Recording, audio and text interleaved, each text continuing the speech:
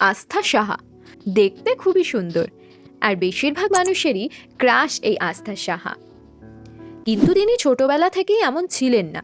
ছোটবেলাতে এনাকে সেতী রোগের শিকার হতে হয়, যার কারণে এনার ছোটবেলা অনেক খারাপভাবে কেটেছিল। সেতিকে অনেকে ছোঁয়াচে রোগ বলে মনে করে ভুল করত, তাই কেউই তার বাচ্চাকে আস্থা সাহার সাথে মিশতে দিত না। আড়ালে তাকে সাদা ভূত, ডালমিশিয়ান এইসব বলেই ডাকত। ছোটবেলাতে আস্থা সাহাকে নানান কটূক্তি শুনতে হয়। এই কারণেই মাত্র ৮ বছর বয়সে অনেকটা একঘরে হয়ে যান আস্থা সাহা। কিন্তু এই সব কিছু মোকাবেলা করার পরও আজ এই মেয়েটি ভারতীয় বারবি নামে পরিচিত। এখন এনার ভিডিও প্রচুর ভাইরাল, সেটা ইনস্টাগ্রামই হোক বা ইউটিউব।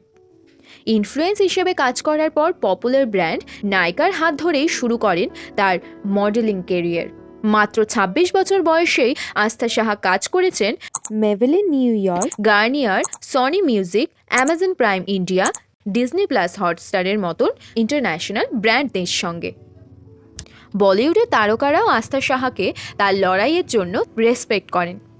এর মধ্যেই আস্থা সাহা কোলাব করেছেন রণবীর সিং, বরুণ ধাওয়ান এবং দীপিকা পাদুকোনের সঙ্গে। একসময় যে মেয়েটিকে ছোটবেলায় সবাই কটূক্তি করত, আজ সেই মেয়েটির সোশ্যাল মিডিয়াতে ১২ লাখ ফলোয়ার্স আছে।